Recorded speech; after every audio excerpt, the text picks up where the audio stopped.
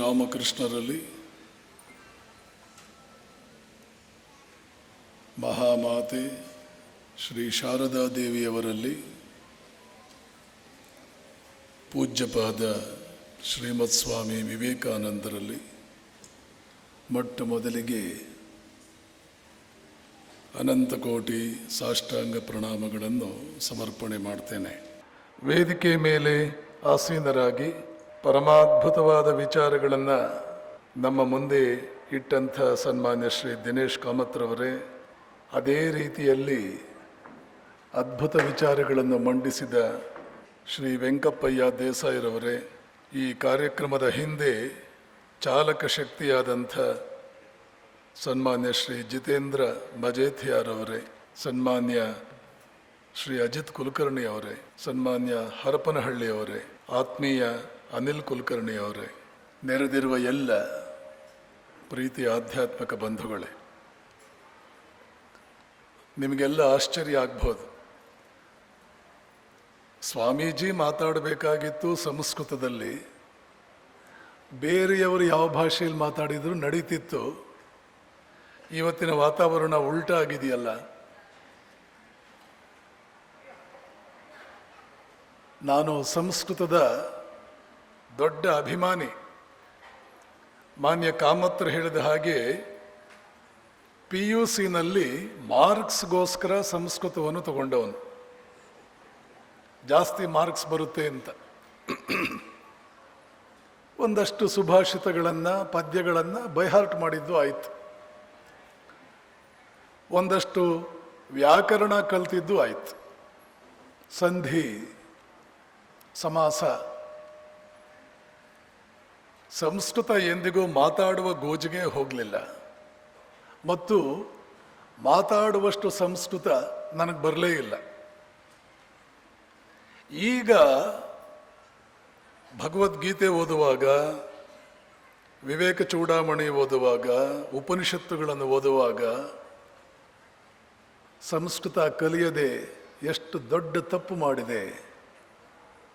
ನೆನಪಿಟ್ಕೊಳ್ಳಿ, ಇಲ್ಲಿ ಯಾರ್ಯಾರಿಗೆ ಸಂಸ್ಕೃತ ಬರಲ್ಲ, ನೀವು ಜೀವನದಲ್ಲಿ ಎಂಥ ಸೌಭಾಗ್ಯ ಕಳೆದುಕೊಂಡಿದ್ದೀರಿ ಅನ್ನೋ ಕಲ್ಪನೆ ನಿಮಗಿಲ್ಲ. ಅದರ ಕನಿಷ್ಠ ಕಲ್ಪನೆ ನಿಮಗೇನಾದರೂ ಇದ್ದರೆ ನಾಳೆಯಿಂದಲೇ ಸಂಸ್ಕೃತ ಕಲಿಯೋದಕ್ಕೆ ಪ್ರಾರಂಭ ಮಾಡಬೇಕು. ಭಾರತೀಯರು ನಾವಿದ್ದೀವಲ್ಲ, ಕಳೆದ 1000 ವರ್ಷಗಳಿಂದ ಒಂದು ವಿಸ್ಮೃತಿಗೆ ಒಳಗಾಗಿದ್ದೇವೆ. ಗಮನ ಕೊಟ್ಟು ಕೇಳಿ. ವಿಸ್ಮೃತಿ ಎಂದರೆ ಏನು ಗೊತ್ತೇನೋ? ಕಲ್ಲು ಬಂಡೆಯ ಹಾಗೆ ಬದುಕೋದು. ಅಹಲ್ಯ ಗೌತಮ ಮಹರ್ಷಿಗಳು ಶಾಪ ಕೊಟ್ಟಾಗ ಕಲ್ಲಾಗೋ, ಅವಳು ಕಲ್ಲಾಗಿರಲಿಲ್ಲ ಅಥವಾ ಕಲ್ಲಾಗಿದ್ಲೇನೋ, ಆದರೆ ಕಲ್ಲಿನಷ್ಟೇ ಜಡವಾಗಿದ್ಲು. ಅವಳಿಗೆ ಕಗ್ನಿಟಿವ್ ಫ್ಯಾಕಲ್ಟಿ ಹೊರಟೋಗಿತ್ತು, ಏನೂ ಗೊತ್ತಾಗಲ್ಲ, ಕಲ್ಲು ಬಂಡೆ ಥರ ಇದ್ಲು. ಈಗ ನಾವೆಲ್ಲ ಹಾಗೆ ಆಗಿರೋದು. ಯಾಕೆ ಅಂತಂದರೆ ನಮಗೆ ಯಾವುದರ ಕಲ್ಪನೆಯೂ ಸಿಗ್ತಾ ಇಲ್ಲ. ಎಲ್ಲಿ ನಷ್ಟವಾಗ್ತಾ ಇದೆ, ಎಲ್ಲಿ ಲಾಭ ಆಗ್ತಾ ಇದೆ, ನಮಗೆ ಕಲ್ಪನೆಯೇ ಇಲ್ಲ. ವಿವೇಕಾನಂದರಿಗೆ ಶಿಕಾಗೋ ನಗರಕ್ಕೆ ಹೋಗಿ ನಾನು ಹಿಂದೂ ಧರ್ಮದ ಪ್ರತಿನಿಧಿ ಅಂತ ಹೇಳಿದಾಗ ಅವರು ತಗೊಳ್ಳಿಲ್ಲ ಅವರನ್ನು. ಯಾಕೆ? Where is your credential? ನೀವು ಹಿಂದೂ ಧರ್ಮದ ಪ್ರತಿನಿಧಿ ಅಂತ ಅಧಿಕೃತವಾಗಿ ನಿಮ್ಮ ಜನ ನಿಮಗೆ ಕೊಟ್ಟಿರ್ತಕ್ಕಂಥ ಪತ್ರ ಎಲ್ಲಿದೆ? ವಿವೇಕಾನಂದರು ಹೇಳಿದರು, ನಾನು ತಂದಿಲ್ಲ, I don't know all these formalities. Then we are sorry sir, you can't be accepted as a legitimate delegate from your faith. You are not the right representative, at least in our view. ಏನು ಮಾಡೋದು ಅಂತ ಯೋಚನೆ ಮಾಡಿ Boston ಸಿಟಿಗೆ ಹೋಗಿ ಅಲ್ಲಿ Harvard ವಿಶ್ವವಿದ್ಯಾಲಯದ professor ಒಬ್ಬರು ಪರಿಚಯ ಆದರು, ಜಾನ್ ಹೆನ್ರಿ ರೈಟ್. ಅಲ್ಲಿ ಮಾತಾಡ್ತಾ ಇದ್ದಾರೆ ಒಂದಷ್ಟು ಜನ. ಫ್ಯಾನ್ದೇ ಸಾಕಷ್ಟು ಗಲಾಟೆ, ಫ್ಯಾನ್ಗಳಲ್ಲಿ ಆಫ್ ಮಾಡಿದ್ರೆ ಒಳ್ಳೆಯದು. ಇದೆಲ್ಲ ವಿಸ್ಮೃತಿಯ, ನಮಗೆ ವಿಸ್ಮೃತಿ ಬಂದಿದೆ ಅನ್ನೋದಕ್ಕೆ ಇಲ್ಲಸ್ಟ್ರೇಷನ್ಸ್. ಆ ಜಾನ್ ಹೆನ್ರಿ ರೈಟ್ ವಿವೇಕಾನಂದರ ಜೊತೆ ಒಂದು ಅರ್ಧ ಗಂಟೆ ಮಾತಾಡ್ತೀನಿ ಅಂತ ಅಂದವನು 15 ದಿನಗಳಗಟ್ಟಲೆ ಅವ್ರ ಮಾತುಗಳನ್ನು ಕೇಳಿಕೊಂಡು ಕೊನೆಗೆ ಹೇಳ್ತಾನೆ, ಸ್ವಾಮೀಜಿ, ಕೊಲಂಬಸ್ ನಮ್ಮ ದೇಶವನ್ನು ಕಂಡು ಹಿಡಿದ ಮೇಲೆ ನಿಮ್ಮಂಥ ಮಹಾತ್ಮರು ಜ್ಞಾನಿಗಳು ಯಾರೂ ಬಂದಿರಲಿಲ್ಲ ಇಲ್ಲಿಗೆ. The whole America should know you and know your wisdom. ಏನು ಜ್ಞಾನ ನಿಮ್ಮದು, sky is not the limit. Whole America should know you. ಇದನ್ನು ಹೇಳುವಾಗ ನಾನು ಹೇಳ್ತಿರ್ತೀನಿ, 15 ದಿನದಲ್ಲಿ ಅಮೆರಿಕನ್ ಪ್ರೊಫೆಸರ್ ಗೊತ್ತಾಯಿತು the whole country should know Vivekananda. ವಿವೇಕಾನಂದರು ತೀರಿಕೊಂಡು 120 ವರ್ಷ ಆಯಿತು, ಇವತ್ತಿಗೂ ನಮಗೆ the whole country should know Vivekananda ಅಂತ ಅರ್ಥ ಆಗಿಲ್ಲ. ಯಾಕೆ? ಮಂಕು ಬಡಿದಿದೆ, ವಿಸ್ಮೃತಿ. ಸ್ವಾಮೀಜಿ ಹೇಳ್ತಾರೆ, that is exactly the purpose for which I have come over here, but I am denied a chance. ಯಾಕೆ? I haven't brought any credential. ಅದಕ್ಕೆ ಪ್ರೊಫೆಸರ್ನ ರಿಯಾಕ್ಷನ್ ಏನು ಅಂದರೆ, they asked you for a credential.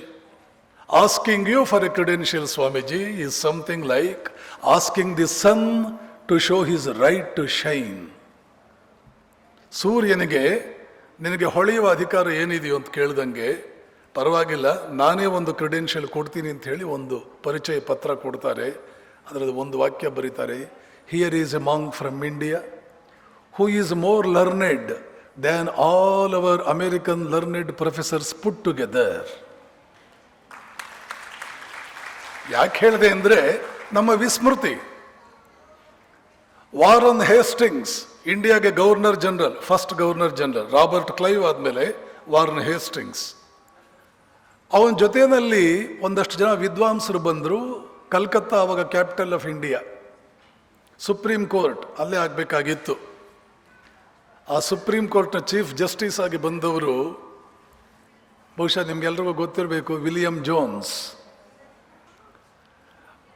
William Jones Warren Hastings ಹತ್ರ ಹೋಗಿ ಹೇಳ್ತಾನೆ, ಈ ವೇಳೆಗೆ 2 ವರ್ಷ ಆಗಿರುತ್ತೆ ಅವನು ಇಂಡಿಯಾಗೆ ಬಂದು.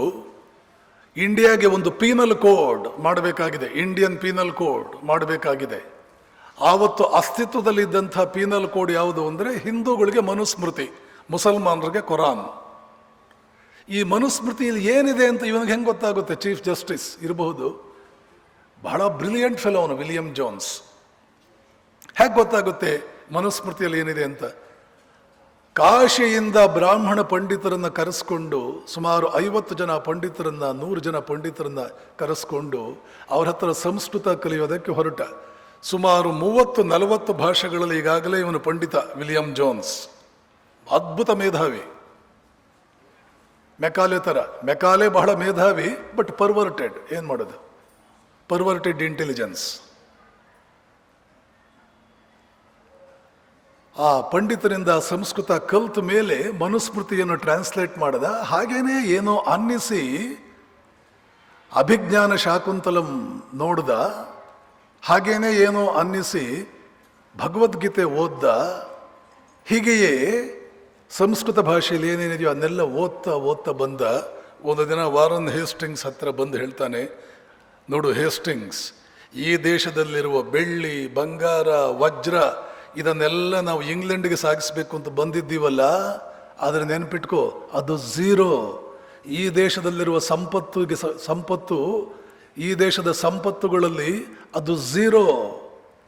ಅದ್ಭುತವಾದ ಇನ್ನೊಂದು ಸಂಪತ್ತಿದೆ. ಅದೇನು ಅಂದರೆ ಸಂಸ್ಕೃತ ಭಾಷೆ ಮತ್ತು ಅದರ ಒಳಗಡೆ ಇರುವ ಅದ್ಭುತವಾದ ವಿಚಾರಗಳು. ಇದೇ ಮಾತನ್ನ ಜವಾಹರ್ಲಾಲ್ ನೆಹರು ಕೆಲವು ವರ್ಷಗಳ ನಂತರ ಬಹುಶಃ ಡಿಸ್ಕವರಿ ಆಫ್ ಇಂಡಿಯಾದಲ್ಲಿ ಬರೆದ್ರು. The greatest wealth of India is Sanskrit language and all that it contains. The greatest wealth of India is Sanskrit language and all that it contains.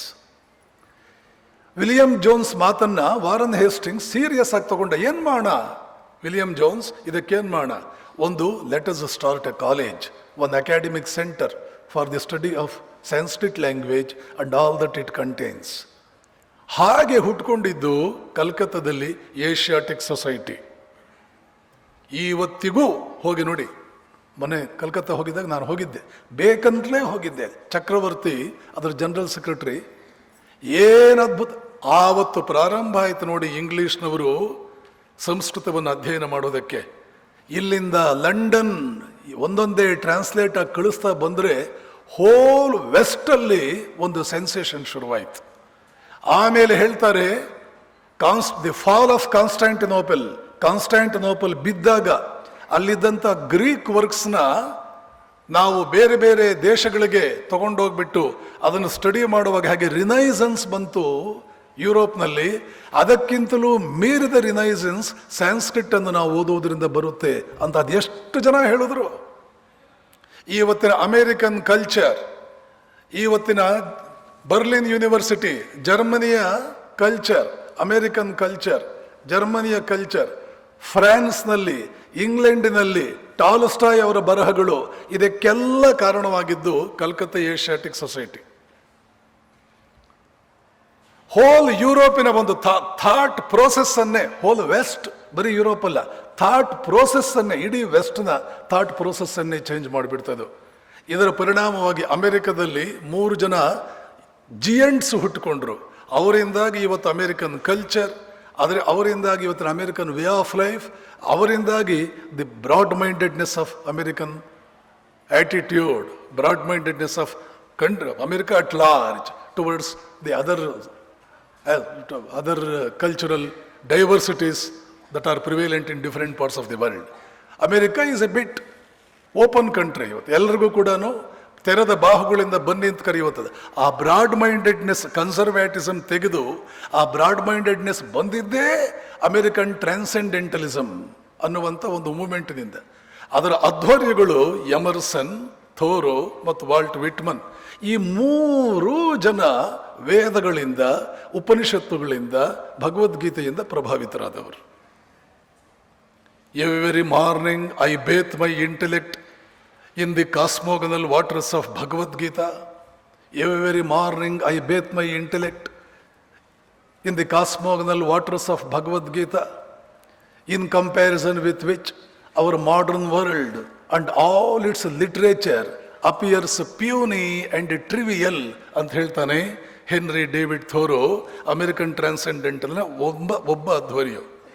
Emerson ಹೇಳ್ತಾನೆ one sentence in the Vedas. ಇದನ್ನು ಥೋರೋನೇ ಹೇಳ್ತಾನೆ, Emerson ಅಲ್ಲ. Thoreau ಹೇಳ್ತಾನೆ one sentence in the Vedas is worth the state of Massachusetts many times over. Walt Whitman Brahma ಅನ್ನುವಂಥ ಒಂದು ಪದ್ಯವನ್ನೇ ಬರೆದು ಬಿಡ್ತಾನೆ. The blades of grass, I think it is blades of grass ಅಂತಲೂ ಏನೋ ಒಂದಿದೆ, ಒಂದು ದೊಡ್ಡ ಪದ್ಯವನ್ನೇ ಬರೆದು ಬಿಡ್ತಾನೆ. ಇದರಿಂದ ಪ್ರಭಾವಿತನಾಗಿ ಟಿ.ಎಸ್. ಇಲಿಯಟ್ ಹಾರ್ವರ್ಡ್ ಯೂನಿವರ್ಸಿಟಿನಲ್ಲಿ ದಿ ವೇಸ್ಟ್ ಲ್ಯಾಂಡ್ ಅನ್ನುವಂಥ ಪುಸ್ತಕ ಬರೆದು ಆ ಪುಸ್ತಕದಲ್ಲಿ ಒಂದು ವಾಕ್ಯ ಹಾಕ್ತಾನೆ, before the subtleties of Indian philosophers most of our great European thinkers look like school boys. ಅರ್ಥವಾಗ್ತಾ ಇದೆಯಾ? Before the subtleties of Indian philosophers, most of our great European thinkers look like schoolboys. ಈ Walt Whitman, Thoreau acetic life lead ಮಾಡಬೇಕು ಅಂತ Saint Lawrence ನದಿ ತೀರದಲ್ಲಿ ಕುಟೀರ ಹಾಕ್ಕೊಂಡು ಜಪ ಧ್ಯಾನ ಮಾಡ್ತಾ ಕೂತು ಬಿಡ್ತಾನೆ. ಎಮರ್ಸನ್, ಥೋರೋ, ವಾಲ್ಟ್ ವಿಟ್ಮನ್, ಈ 3 ಜನರಿಂದ ಇವತ್ತಿನ ಅಮೆರಿಕನ್ ಕಲ್ಚರ್ ನಿರ್ಮಾಣ ಆಗಿರ್ತಕ್ಕಂಥದ್ದು. ಈ ರೀತಿ ಮಹಾಪ್ರಭಾವಕ್ಕೆ ಒಳಗಾದವನು ಇಂಗ್ಲೆಂಡಿನ ಥಾಮಸ್ ಕಾರ್ಲೈಲ್, ಮಹಾದೊಡ್ಡ intellectual giant of England. Bhagavadgita ಪುಸ್ತಕ ಅಮೆರಿಕದ ಎಮರ್ಸನ್ ಕೊಟ್ಟಿದ್ದು ಈ ಥಾಮಸ್ ಕಾರ್ಲೈಲೇ. ಯೋಗ ವಾಸಿಷ್ಠವನ್ನು ಅದ್ಭುತವಾಗಿ ಅಧ್ಯಯನ ಮಾಡಿದ್ದವನು. ಇದು ಎಲ್ಲಿ ಬಂತು? ಲಂಡನ್ನಿನ ಏಷ್ಯಾಟಿಕ್ ಸೊಸೈಟಿಯಿಂದ. ಅಲ್ಲಿಂದ ಪ್ಯಾರಿಸ್ಗೆ ಬಂತು ಏಷ್ಯಾಟಿಕ್ ಸೊಸೈಟಿ. ಪ್ಯಾರಿಸ್ನಲ್ಲಿ ಪ್ರೊಫೆಸರ್ ಬರ್ನೋಫ್ ಬಹಳ ಪ್ರಭಾವಿತನಾದ ಇದರಿಂದ. ಜರ್ಮನಿಯ ಒಬ್ಬ ಯುವಕ ಹೋಗಿ ಪ್ರೊಫೆಸರ್ ಬರ್ನೋಫ್ಗೆ ಕೇಳಿ, ಇಂಡಿಯಾದಲ್ಲಿ ಇಷ್ಟು ಅದ್ಭುತಗಳಿದೆಯಲ್ಲ, ನಾನು ಇಂಡಾಲಜಿಸ್ಟ್ ಆಗಿಬಿಡ್ತೇನೆ, ಇನ್ನು ಮೇಲೆ ಇಂಡಿಯಾ ಸ್ಟಡಿ ಮಾಡಬೇಕು, ನಾನು ಇಂಡಿಯನ್ ಲಿಟ್ರೇಚರ್ ಸ್ಟಡಿ ಮಾಡಬೇಕು, ಏನ್ಷಿಯಂಟ್ ಇಂಡಿಯನ್ ಲಿಟ್ರೇಚರ್ ಸ್ಟಡಿ ಮಾಡಬೇಕು. ಒಂದು ಮಾರ್ಗ ಸೂಚಿಸಿ ಬರ್ನೋವ್ ಹೇಳ್ತಾರೆ, if that is the thing, you study Vedas and follow the commentary of Sayanacharya, or study the Upanishads and follow Shankara for commentary. ಮುಂದೆ ಆ ಯುವಕನೇ professor Friedrich Max Muller. ಹೇಳ್ತಾರೆ Max Muller, it is surely astounding that such a philosophy as Vedanta must have been slowly elaborated by the intrepid and indefatigable thinkers of India thousands of years ago, that even today makes us feel giddy as while climbing the last steps of a swaying Gothic spire. None of our philosophers, not excluding Plato, Heraclitus, Kant, Hegel, have ventured to erect such a spire. Stone follows on stone in regular succession. When once they have found out that there can have been but one in the beginning, as there will be but one in the end, whether we call it as Atman or Brahman. None of our philosophers, though it is surely astounding, such a philosophy as Vedanta must have been slowly elaborated by the philosophers of India thousands of years ago.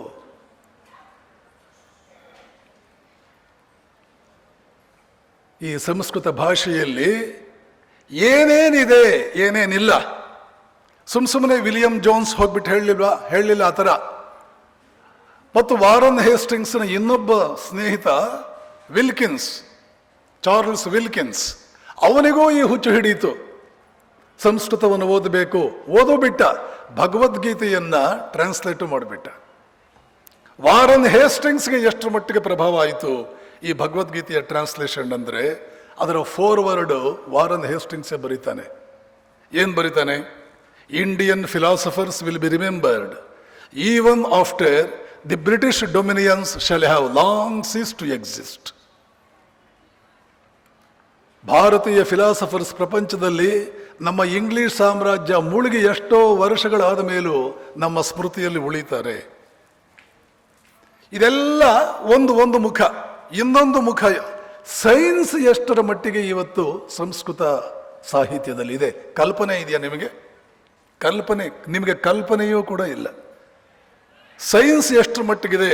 ಕೊನೆ ಪಕ್ಷ ಈ 75 ವರ್ಷಗಳಲ್ಲಿ ಸಂಸ್ಕೃತವನ್ನ ವಿಸ್ತೃತವಾದ ರೀತಿಯಲ್ಲಿ ನಮ್ಮ ಮಕ್ಕಳಿಗೆಲ್ಲ ಕಲಿಸದಿದ್ರೆ, ಮಾನ್ಯ ಕಾಮತ್ರ ಹೇಳಿದ ಹಾಗೆ ಮಾತೃಭಾಷೆಯಲ್ಲಿ ಶಿಕ್ಷಣವನ್ನು ಕೊಟ್ಟು, ನೆನ್ಪಿಟ್ಕೊಳ್ಳಿ, ಐನ್ಸ್ಟೈನ್ಗೆ ನೋಬೆಲ್ ಪ್ರೈಸ್ ಬಂದ ಮೇಲೆ, ಅದು ಯಾವುದಕ್ಕಾದರೂ ಬಂದಿರಲಿ, ಜನರಲ್ ರಿಲೇಟಿವಿಟಿಗಾದರೂ ಬಂದಿರಲಿ, ಫಸ್ಟ್ ಬಂದಿದ್ದವು. People say it is for photoelectric effect, if I am right. ಯಾವುದ್ಯಾವುದೋ ಎಫೆಕ್ಟ್ಸ್ ಬರುತ್ತೆ ಅದು ಮಾಡರ್ನ್ ಫಿಸಿಕ್ಸ್ನಲ್ಲಿ. ರಿಲೇಟಿವಿಟಿ ಅಂತೂ ಸರಿ. ಎಲ್ಲ ಯೂನಿವರ್ಸಿಟಿಗಳು, ಪ್ರಪಂಚದ ಲೀಡಿಂಗ್ ಯೂನಿವರ್ಸಿಟಿಗಳಿಗೆ ಅವ್ರಿಗೆ ಇನ್ವಿಟೇಷನ್ ಹೋಯಿತು, ಬನ್ನಿ ನಿಮ್ಮ ಫಿಲಾಸಫಿ ಏನು ಅದನ್ನು ನಮ್ಗೆ ಹೇಳಿ. Remember, in none of the universities he spoke in English, everywhere he spoke in German. ಒಂದು ಯೂನಿವರ್ಸಿಟಿಲೂ ಇಂಗ್ಲೀಷಲ್ಲಿ ಮಾತಾಡಲಿಲ್ಲ ಐನ್ಸ್ಟೀನ್. ಭಾರತೀಯರಿಗೆ ಲತ್ತೆ ಹೊಡೆದಿದೆ, ವಿಸ್ಮೃತಿ ಹೊಡೆದಿದೆ ಅಂತ ನಾನು ಆವಾಗಲೇ ಹೇಳಿದ್ನಲ್ಲ. ಅದರ ದೊಡ್ಡ ಇಲ್ಲಸ್ಟ್ರೇಷನ್ ಏನು? ನಮ್ಮ ಮಕ್ಕಳು ಇಂಗ್ಲೀಷ್ ಮೀಡಿಯಂನಲ್ಲಿ ಓದಬೇಕು. ತಂದೆ ತಾಯಿಯಂದಿರೇ, ನನ್ನ ಅಕ್ಕನ ಮಗಳು ಇಂಗ್ಲೀಷಲ್ಲಿ ಓದ್ತಿದ್ದಾಳೆ, ಅಣ್ಣನ ಮಗ ಇಂಗ್ಲೀಷ್ ಮೀಡಿಯಂನಲ್ಲಿ ಓದ್ತಾ ಇದ್ದಾನೆ, ನನ್ನ ಮಗು ಕನ್ನಡ ಮೀಡಿಯಂನಲ್ಲಿ ಓದೋದಾ ಅನ್ನುವ ನಿಮ್ಮ ವೈಯಕ್ತಿಕ ಪ್ರೆಸ್ಟೀಜ್ಗೋಸ್ಕರ ನಿಮ್ಮ ಮಕ್ಕಳನ್ನ ವಿಷ ಕೊಟ್ಟು ಸಾಯಿಸ್ತಾ ಇದ್ದೀರಿ. ಇಂಗ್ಲೀಷ್ ಮೀಡಿಯಂನಲ್ಲಿ ಹಾಕೋದು ಒಂದೇ, ವಿಷ ಕೊಟ್ಟು ಸಾಯಿಸೋದು ಒಂದೇ. ಶಿಶು ಹತ್ಯೆ ಬರ್ತಾ ಇದೆ ನಿಮಗೆ. ಅದರ you have never been able to, you have never bother to understand the far reaching implications of the blunder you are committing and the victimisation that you are effecting upon the generation, your offsprings. What sort of victimization you are effecting upon your own wards? ಹೊಟ್ಟೆಯಲ್ಲಿ ಹುಟ್ಟಿದ ಮಕ್ಕಳಿಗೆ ಇವತ್ತು ದೇಶದಲ್ಲಿ, India ದೇಶದ ಮೊದಲನೇ ಶತ್ರು, ನಾನು ಆವಾಗ ಹೇಳ್ತಾ ಇರ್ತೇನೆ, ಇಂಡಿಯಾ ದೇಶದ ಮೊದಲನೇ ಶತ್ರು Indian parents. Most ignorant parents under the sun. Most ignorant parents. Your attitude that your children should study their things in English is suicidal attitude. ಅಕ್ಕನ ಮಗಳು ಇಂಗ್ಲೀಷ್ ಮಾಡಿ, ಅಕ್ಕನಿಗೆ ಬುದ್ಧಿ ಇಲ್ಲ, ಅಣ್ಣನಿಗೆ ಬುದ್ಧಿ ಇಲ್ಲ. ನಾನು ಕನ್ನಡ ಮೀಡಿಯಂನಲ್ಲೇ ಓದ್ದವನು, SSLC ವರೆಗೂ ಕನ್ನಡ ಮೀಡಿಯಂನಲ್ಲೇ ಓದ್ದವನು. ಇಂಗ್ಲೀಷ್ ಭಾಷೆ ನನಗೆ ಎಂದಿಗೂ ಸಮಸ್ಯೆ ಆಗಲೇ ಇಲ್ಲ. ಶಿಕಾಗೋ ನನ್ನ ಬಯೋಡಾಟಾ ಎಲ್ಲ ಕೊಟ್ಟರು, ಯಾವತ್ತಿಗೂ ಭಾಷೆ ಬಗ್ಗೆ ನಮಗೆ ಎಂದಿಗೂ ಕೂಡ ಯಾವ ಸಬ್ಜೆಕ್ಟ್ನಲ್ಲಿ ಹೋದರೂ ನಾನು ಎಕ್ಸ್ಟೆಂಪೋರ್ನಲ್ಲಿ ಉಪನ್ಯಾಸ ಮಾಡೋದು ಪಾಶ್ಚಾತ್ಯ ರಾಷ್ಟ್ರಗಳಿಗೆ, ನನಗೆ ಎಂದಿಗೂ ಸಮಸ್ಯೆ ಬರಲಿಲ್ಲ. Because what is needed very badly is the passion for doing the thing that you want to do and not the medium. Medium counts for nothing.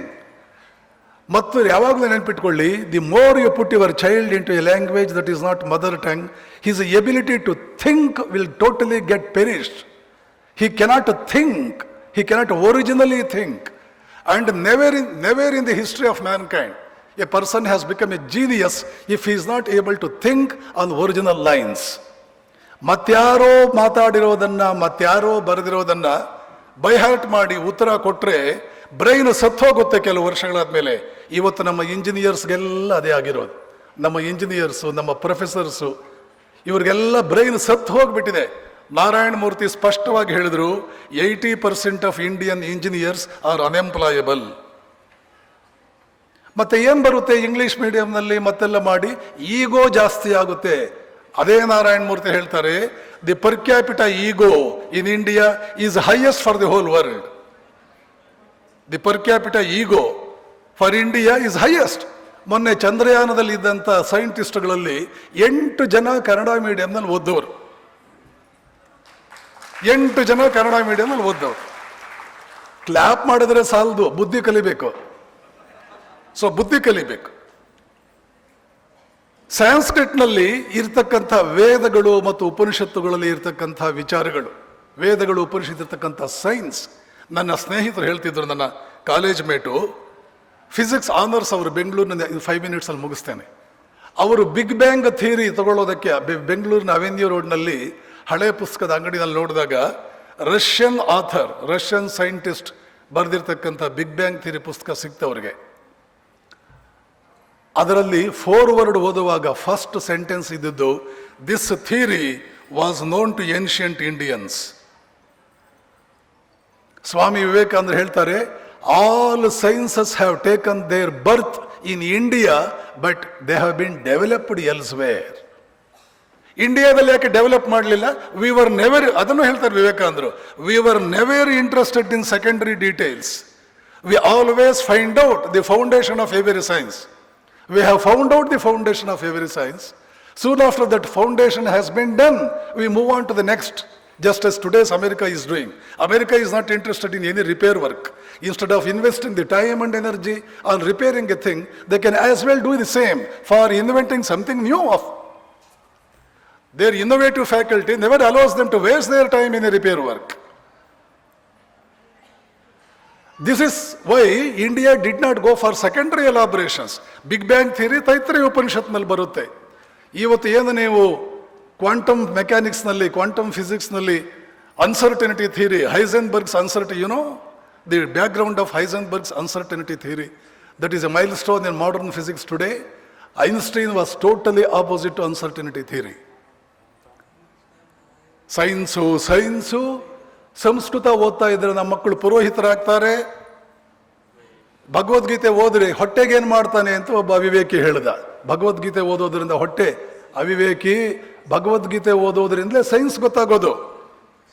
ಇದನ್ನು ಹೇಳಿದವರು Einstein, Robert Oppenheimer, father of atom bomb, Erwin Schrodinger, father of quantum physics, Niels Bohr, father of modern chemistry. They were all Upanishad scholars. ಈ 3 ಜನ Upanishad scholars and all the 3 new Sanskrit. ಇದನ್ನು ಹೇಳಿದವರು ಯಾರು ಗೊತ್ತಾ? Niels ಬೋರರ ಶಿಷ್ಯ ಐನ್ಸ್ಟೈನ್ ರಿಟೈರ್ಡ್ ಆದಮೇಲೆ Princeton ಯೂನಿವರ್ಸಿಟಿನಲ್ಲಿ ಐನ್ಸ್ಟೈನರ ಕುರ್ಚಿಯಲ್ಲಿ ಕುಳಿತವರು ನೋಬೆಲ್ ಪ್ರಶಸ್ತಿ ವಿಜೇತ John Wheeler. Einstein himself says what ಹೇಳ್ತಾರೆ, ವೈಜ್ಞಾನಿಕ ಅನ್ವೇಷಣೆ ಮತ್ತು ನನ್ನ ಸಿದ್ಧಾಂತಗಳ ನಿಗೂಢತೆಗೆ ಭಗವದ್ಗೀತೆ ಅತ್ಯಂತ ಸ್ಫೂರ್ತಿದಾಯಕವಾಯಿತು. ಏನು ಹೇಳ್ತೀರಿ ಇದ್ರ ಬಗ್ಗೆ? ಆಟಮ್ ಬಾಂಬಿನ ಜನಕ ಡಾಕ್ಟರ್ ರಾಬರ್ಟ್ ಓಪನಿಮರ್ ಹೇಳ್ತಾರೆ, what we shall find in modern physics is an exemplification, an illustration and encouragement of the ancient wisdom of the Hindus. Ancient wisdom of the Hindus ಇರೋದು ಸಂಸ್ಕೃತ ಭಾಷೆಯಲ್ಲಿ, Upanishads. What is the ancient wisdom of the Hindus? Upanishad. ಆ ಉಪನಿಷತ್ತನ್ನು ತಿಳ್ಕೊಳ್ಳೋಣ. ಅದಕ್ಕೆ ಹೇಳಿದ್ದು ನಾನು, 75 ವರ್ಷಗಳ ಹಿಂದೆ ಸರ್ಕಾರ ಅನ್ನುವಂಥದ್ದು ಸಂಸ್ಕೃತ ಭಾಷೆಯನ್ನು ಎಲ್ಲರಿಗೂ ಕೂಡ ಕಲಿಸಿದ್ದಿದ್ರೆ, ಉಪನಿಷತ್ತುಗಳನ್ನು ಎಲ್ಲವನ್ನು ಕೂಡ ಓದುವ ವಿಚಾರ ನಮ್ಮ ಅಕಾಡೆಮಿಕ್ಸ್ನಲ್ಲಿ, ನಮ್ಮ ಸಿಲೆಬಸ್ಗಳಲ್ಲಿ ಆ ಅವಕಾಶ ಏನಾದರೂ ಬಂದಿದ್ದಿದ್ರೆ ಚಂದ್ರಯಾನ 50 ವರ್ಷಗಳ ಹಿಂದೆ ಮಾಡ್ತಿದ್ವಿ ನಾವು. 50 ವರ್ಷಗಳ ಹಿಂದೆ ಮಾಡ್ತಾ ಇದ್ವಿ. ಮೊನ್ನೆ ಸೋಮನಾಥ್ ಅದನ್ನೇ ಹೇಳಿದ್ದಾರೆ, all these sciences are in the Vedas. Arabs first took it from India, later they sent it to Europe, and Europe remodeled everything, simply put a wrap around that, and it is sending to every part of the world, and thereby claiming the credit for that. ಯಾವ William Jones ಬಗ್ಗೆ ನಾನು Warren ಹೇಸ್ಟಿಂಗ್ಸ್ನ ಅಲ್ಲಿ ಯಾರೋ ಮೇಲ್ಗಡೆ ಮಾತಾಡ್ತಾ ಇದ್ದಾರೆ, ಇವತ್ತೇನು ಪಲ್ಯ ಮಾಡಿದ್ದೆ, ನಿನ್ನೆ ಏನು ಮಾಡಿದ್ದೆ, ಮೇಲ್ಗಡೆ 2 minutes. ಇದೊಂದು ಗಂಭೀರವಾದ ಸಭೆ. ಇಲ್ಲಿ ಬಂದರೆ ಗಂಭೀರವಾಗಿರೋದು ಕಲ್ತ್ಕೋಬೇಕು. ಚಂದಮಾಮ ಕಥೆ ಹೇಳೋ ಸಭೆ ಅಲ್ಲ ಇದು. We are not use to that sort of atmospheres in our programmes that we conduct in the corridors of our ashram anywhere in the world. We always expect an audience that is serious about sucking what transpires in between. Okay? ನೋಡಿ, thought process cut ಆಯ್ತು.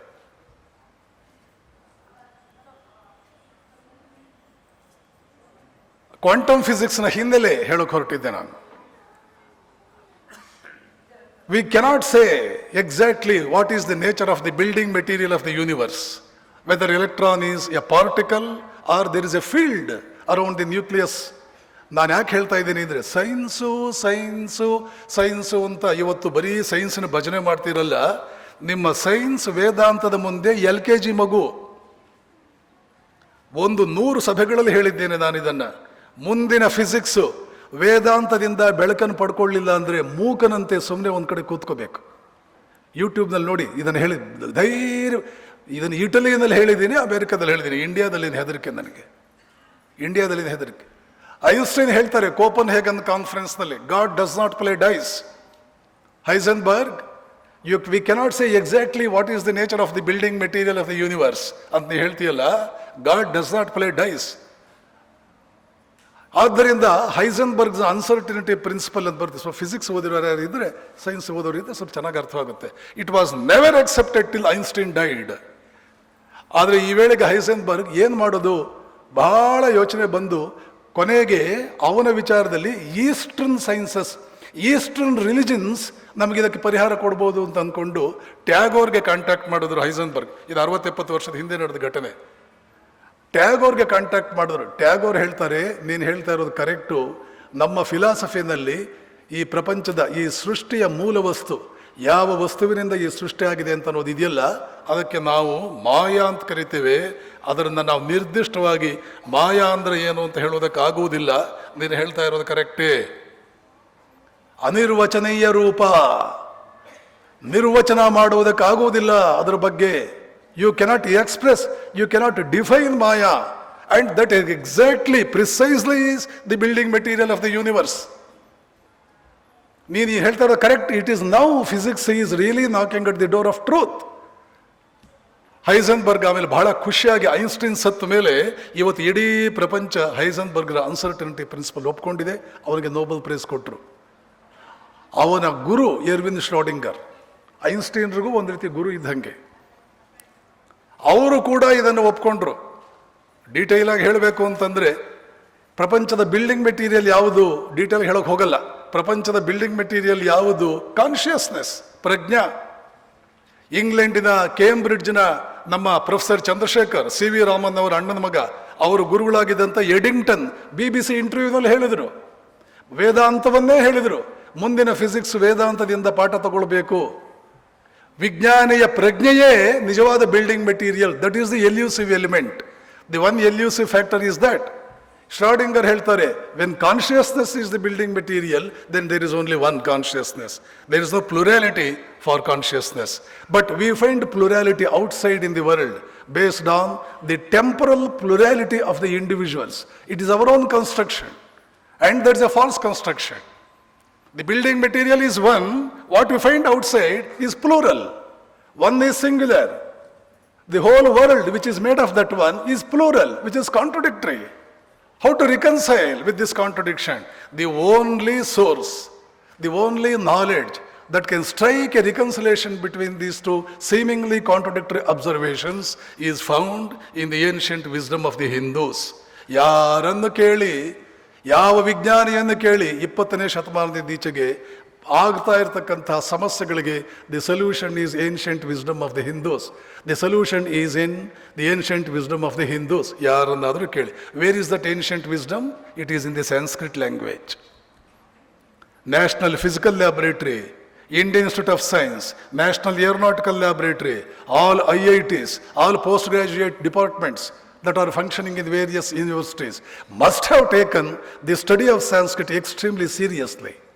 Had they taken that, had they done that, by now we would have been able to produce scores of genius in every field that we are handling, that we are tackling, that we are dealing with at higher levels of learning in the country. ಹೀಗಾಗಿ ಇದನ್ನು ಮೊಟ್ಟ ಮೊದಲು ಅರ್ಥ ಮಾಡಿಕೊಂಡಂಥ Germany ಇವತ್ತು ವಿಶ್ವವಿದ್ಯಾಲಯಗಳಲ್ಲಿ ಸಂಸ್ಕೃತವನ್ನು introduce ಮಾಡಿ ಅಲ್ಲಿ ಸಾಕಾಗದೆ ವಿಶ್ವವಿದ್ಯಾಲಯದ ಹೊರಗಡೆ ಕೂಡ ಸಂಸ್ಕೃತವನ್ನು ಕಲಿಸೋದಕ್ಕೆ ಬೇಕಾದಷ್ಟು ವ್ಯವಸ್ಥೆಗಳನ್ನು ಮಾಡ್ತಾ ಇದೆ. ವಿಜಯವಾಣಿಯಲ್ಲಿ ನನ್ನ ಆರ್ಟಿಕಲ್ ನಾನು ಬರೆದಿದ್ದೆ, ಜರ್ಮನಿ ಎಷ್ಟರ ಮಟ್ಟಿಗೆ ಸಂಸ್ಕೃತ್ ಫೀವರಿಂದ ಗ್ರಿಪ್ ಆಗಿದೆ. ಇದೆಲ್ಲ ಸರಿ, ಕೊನೆಗೆ ವಾಪಸ್ ಭಾರತಕ್ಕೆ ಬರೋಣ. ನಾವೇನು ಮಾಡ್ತಾ ಇದ್ದೀವಿ? LKGಯಿಂದ ಹಿಡಿದು ಡಿಗ್ರಿ ಮುಗಿಯೋವರೆಗೆ CBSE ಸಿಲೆಬಸ್ನಲ್ಲಿ ಇಂಗ್ಲೀಷ್ ಮೀಡಿಯಂನಲ್ಲಿ ಓದ್ತಾರೆ. 5 ವಾಕ್ಯ ಇಂಗ್ಲೀಷಲ್ಲಿ ಮಾತಾಡೋಕೆ ಬರಲ್ಲ. ಬರುತ್ತಾ? ಮಾತಾಡಲಿ, ಗಂಭೀರವಾದ ಒಂದು 5 ವಾಕ್ಯ ಮಾತಾಡಲಿ. ಇಂಗ್ಲೀಷ್ ಮೀಡಿಯಂ ಅಂದರೆ ಏನು? ಯಾರಿಗೆ ಕನ್ನಡವೂ ಬರಲ್ಲ, ಇಂಗ್ಲೀಷೂ ಬರಲ್ಲ, ಅವರು ಇಂಗ್ಲೀಷ್ ಮೀಡಿಯಂ. ಕನ್ನಡ ಮೀಡಿಯಂ ಅಂದರೆ ಕನ್ನಡ ಬರುತ್ತೆ, ಇಂಗ್ಲೀಷ್ ಬರಬಹುದು, ಬಾರದೆ ಹೋಗಬಹುದು. ಇಂಗ್ಲೀಷ್ ಮೀಡಿಯಂ ಅಂದರೆ ಏನು? ಯಾವುದೂ ಬಾರದವನು, ಹಿಸ್ಟ್ರಿ ಗೊತ್ತಿಲ್ಲದವನು, ಜಾಗ್ರಫಿ ಗೊತ್ತಿಲ್ಲದೆ ಇರೋನು, ಫಿಸಿಕ್ಸ್ ಗೊತ್ತಿಲ್ಲದವನು, A-B³ ಕೂಡ ಗೊತ್ತಿಲ್ಲದವನು. ಏನಾದರೂ ಒಂದು ಚೂರುಪಾರು ಬಂದರೆ ಒಂದು 4-5 ವಾಕ್ಯ ಇಂಗ್ಲೀಷಲ್ಲಿ ಮಾತಾಡೋಕ್ಕೆ ಬರುತ್ತೆ. ಇಂಡಿಪೆಂಡೆನ್ಸ್ ಡೇ ಯಾವತ್ತು ಅಂತ ಗೊತ್ತಿಲ್ಲ, ಟೀಚರ್ಸ್ ಡೇ ಯಾವತ್ತು ಅಂತ ಗೊತ್ತಿಲ್ಲ, ಏನೂ ಗೊತ್ತಿಲ್ಲ. ಇದನ್ನು ಅಂತೇನೆ ವಿಸ್ಮೃತಿ. ಭಾರತೀಯ ತಲೆಗಳೇ, ಈ ವಿಸ್ಮೃತಿಯಿಂದ ಆಚೆ ಬನ್ನಿ. ಮಕ್ಕಳಿಗೆ ಸಂಸ್ಕೃತವನ್ನು ಕಲಿಸಿ, let them have a wonderful exposure to the pearls of wisdom that are hidden, scattered in the ocean of Sanskrit literature. ಸಂಸ್ಕೃತ ಭಾಷೆಯೇ ಅದರ ಸೈಂಟಿಫಿಸಿಟಿ ಬಗ್ಗೆ ಮಾತಾಡ್ತಾ ಇದೆ. A.L. ಭಾಷ್ಯಂ, ಇಂಗ್ಲೆಂಡಿನ A.L. ಭಾಷ್ಯಂ, ಆಮೇಲೆ ಆಸ್ಟ್ರೇಲಿಯಾದಲ್ಲಿ ಕೆಲಸ ಮಾಡಿದ್ರು. ಹೇಳ್ತಾರೆ, ಪಾಣಿನಿಯ ಅಷ್ಟಾಧ್ಯಾಯಿ ಮತ್ತು ಪಾಣಿನಿಯ ಆ ಗ್ರಾಮರ್ದ ಟ್ರಿಟೈಸ್ ಏನು ಅಷ್ಟಾಧ್ಯಾಯ ಇದೆ, ಈ ಪ್ರಪಂಚದ 5 ಅತ್ಯಂತ ಶ್ರೇಷ್ಠ ಪುಸ್ತಕಗಳಲ್ಲಿ ಒಂದು. ಏಕೆಂದರೆ ಮತ್ತೆ ಅಗೇನ್ ಬರ್ಲಿನ್ ಯೂನಿವರ್ಸಿಟಿಯಲ್ಲಿ ಜರ್ಮನ್ ರೊಮ್ಯಾಂಟಿಸಿಸಮ್ಗೆ ಸಾಕಷ್ಟು ಕೆಲಸ ಮಾಡಿದ ಫ್ರೆಡ್ರಿಕ್ ಶೆಲೆಗಲ್ ಹೇಳ್ತಾರೆ, there is no language in this world including Greek that has got the philosophical precision and clarity that Sanskrit has ಅಂತ ಹೇಳಿ ಅಲ್ಲೇ ಮುಂದೆ ಸುಮ್ಮನೆ ಕೂಡಲಿಲ್ಲ, ಮುಂದುವರಿತಾರೆ. This great India is not only at the origin of everything, she is superior in everything. India is not only at the origin of everything, she is superior in everything. ಹೇಳೋದಕ್ಕೆ ಇನ್ನೂ 1 ತಾಸಿದೆ, ಅಷ್ಟು ಹೇಳಬಹುದು. ಆದರೆ 9 ಗಂಟೆ ಆಯಿತು ಈಗಾಗಲೇ. ಪ್ರೀತಿಯ ಬಂಧುಗಳೇ, I am extremely thankful for especially mister Ajit Kulkarni and all his associates, because of whose love for me I have been able to take part in this most beautiful and memorable programs I have ever come across in my life. Equally, I thank you for your patient listening. Thank you so much.